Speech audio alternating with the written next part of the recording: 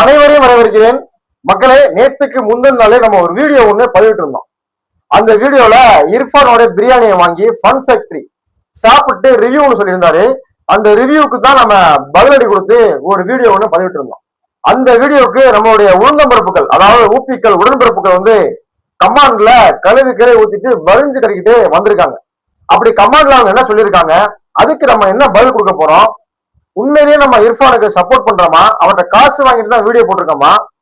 அது மட்டும் இல்லாம ஃபன் ஃபேக்டரியை நம்ம விமர்சிப்பதற்கு என்ன காரணம் அப்படிங்கறதான் இந்த வீடியோல தெளிவா பார்க்க போறோம்.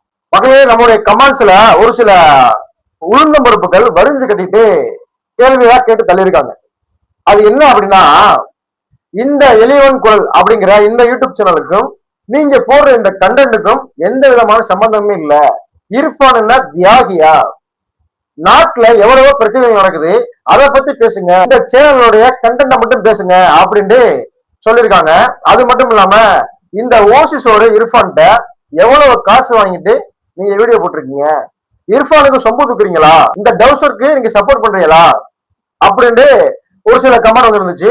அது மட்டும் இல்லாம கொஞ்சம் நாகரிக முறையிலேயே கமெண்ட் வந்துருந்துச்சு. அது மட்டும் இல்லாம இந்த ஆபாசம், அல்லு சில்லு, இது மாதிரியான விஷயங்கள்லாம் பேசி ஒரு சில குரூப்புகள் வந்து கமெண்ட் போட்டிருந்தாங்க.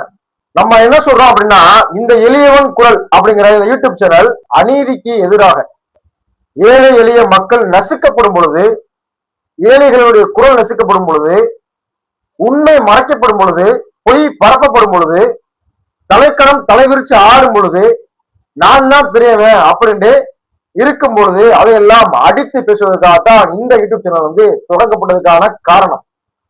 இப்ப என்ன கேள்வி அப்படின்னா, இர்ஃபான் தான் தியாகியா, இல்ல இர்ஃபான் எளியவரா, இர்ஃபான் நல்லவரா? 3650 ரூபாய்க்கு பிரியாணி கொடுத்து மக்களை ஏமாத்திருக்காரு, என்ன பெரிய மோசடி பண்ணிருக்காரு. இவருக்கு நீங்க சப்போர்ட் பண்ணி வீடியோ போடணுமா? உங்களுடைய கண்டென்ட் மட்டும் நீங்க பேசுங்க அப்படின்ட்டு சொல்றாங்க. இதுக்கு நம்ம என்ன சொல்றோம் அப்படின்னா, இர்ஃபான் பண்ணது எல்லாமே சரி அப்படின்னு நம்ம சப்போர்ட் பண்ணல.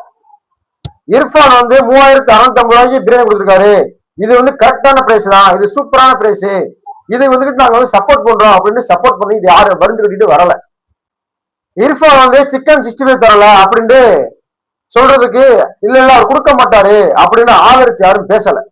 நம்ம எதுக்கு நம்ம எதிராக பேசியிருக்கோம் அப்படின்னா, ஃபன் ஃபேக்டரி வந்து அந்த வீடியோ ஸ்டார்டிங்ல என்ன சொல்லியிருந்தாரு அப்படின்னா, நம்ம வந்துட்டு இந்த பிரியாணி வாங்குவோமா வேணாமா அப்படின்ட்டு ஒரு போஸ்ட் ஒண்ணு யூடியூப்ல போட்டிருந்தோம். அதுக்கு 85% மக்கள் வந்து இதை வாங்குங்க அப்படின்னு சொல்லியிருந்தாங்க. 15% மக்கள் இது வேணாம் அப்படின்னு தவிர்க்க சொல்லியிருந்தாங்க. ஏன்னா